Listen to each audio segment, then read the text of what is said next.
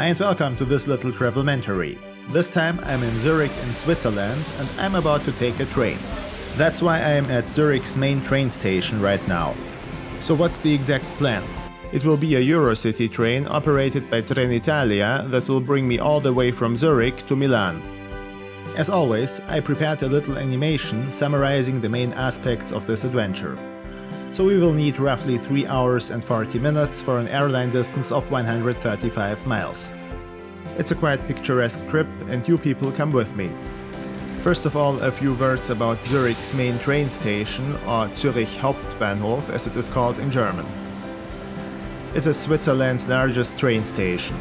On a regular workday, it handles 461,000 passengers, a number that is higher than the actual population of Zurich as a city. This and nearly 3,000 trains that stop here each day make it one of the world's busiest train stations.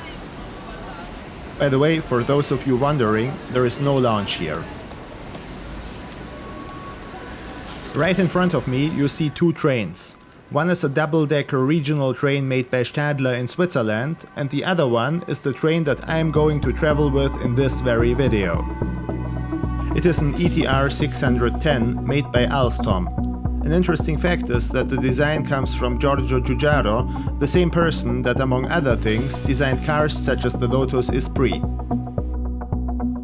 Okay, let's board the train. As said before, it is operated by Trenitalia, and that's important because the Swiss railway company SBB is active on the same route as well. Things used to be different. Up until 2009, Trenitalia and SBB operated a joint venture called Cis Alpino, but eventually they terminated it and now each train company does its own thing.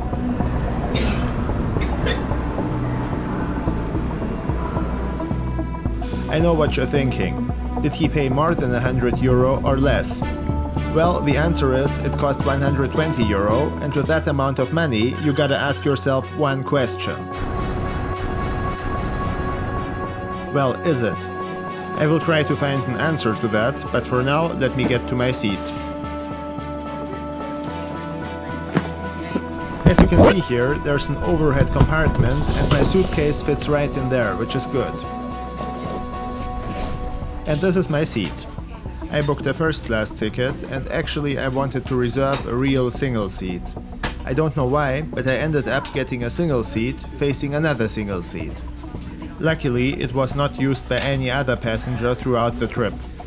I'm absolutely not a proponent of that sort of cabin designs. I think privacy is important, especially in first class, and there's no point in arranging single seats in a way that you have to face a stranger, or even worse, a coughing stranger. In terms of seat functions, it's not that spectacular. There's a foldable table, you have a reading light here, and the usual window shades. Alright, we are leaving Zurich, the largest city in Switzerland.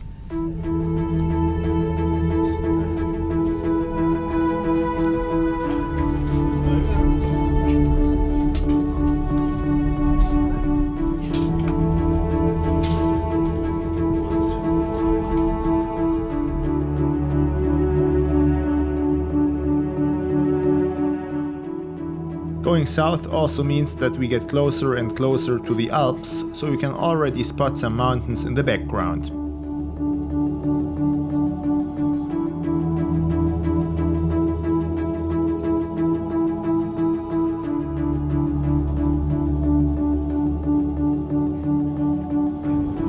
Okay, this is Zug, the capital of a canton with the same name.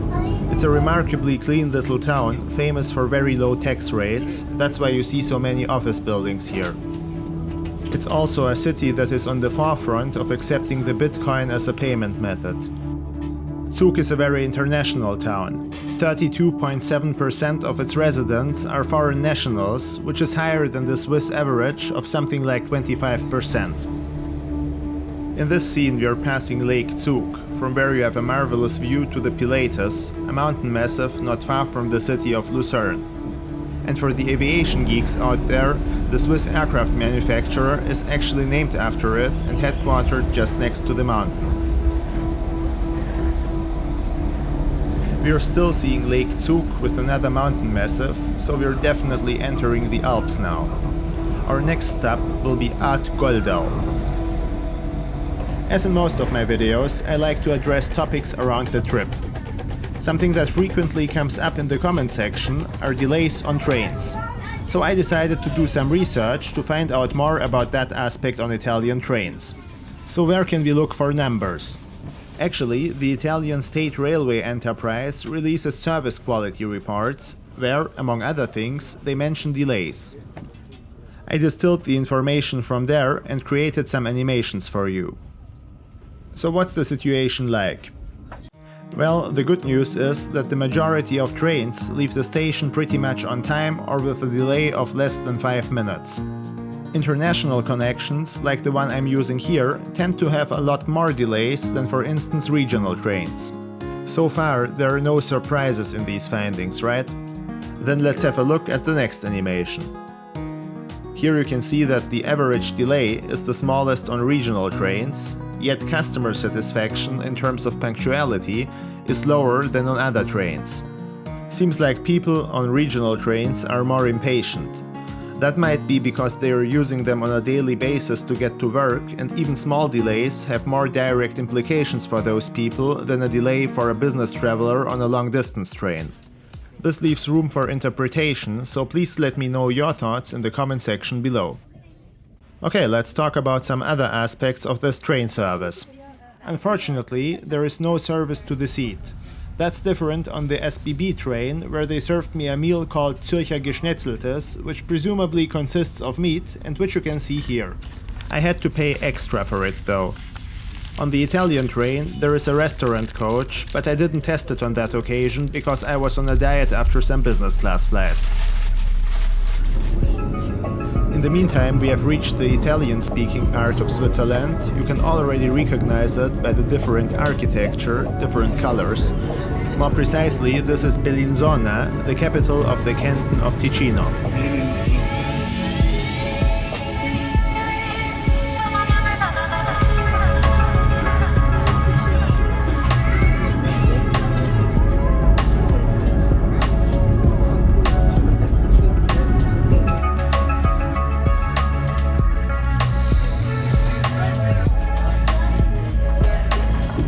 This town here is Lugano, located at the corresponding lake. Also a very beautiful landscape here. Lugano is actually the third largest financial center in Switzerland after Zurich and Geneva.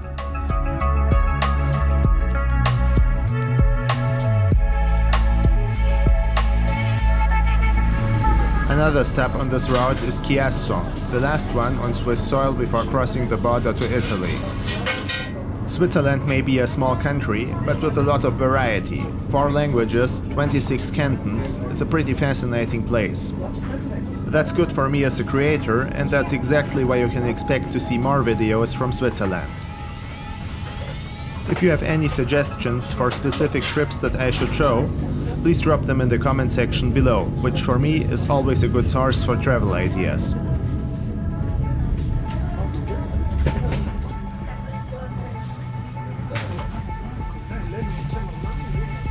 After another stop in Monza, which you may know from the Formula 1, let me do the usual lavatory check.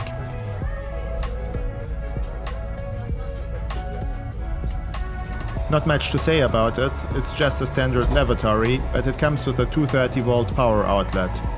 Generally speaking, I hope that the current crisis serves as a wake-up call for the transport sector to put more emphasis on providing clean planes, trains and so on. Okay, now we are about to arrive at Milano Centrale, a station that you have already seen several times on my channel. So what can I say about this trip? Well, I think it is certainly an alternative to the plane. Even more so, once the Swiss Cineri base tunnel will be operational, which is set to happen later this year. Then the trip will take significantly less time. I heard something around 3 hours is what they are aiming for. I mean, if you choose the plane, you will still need quite some time to get to the city, unless your flight goes to Linate Airport. As far as the service on board is concerned, I believe it could and should be improved, for example by serving meals to your seat. But overall the trip was okay and it's not too expensive, considering that I paid the regular first class rate of 120 euro, but you can hop on this train for as little as 29 euro in coach class in the cheapest rate. It's hard to find a flight at this price. Okay my friends, that's it for this time. I hope you enjoyed this little video, many more are to follow, and if you want to support my work, please share, like and subscribe. Thanks for tuning in and have a great day wherever you're watching.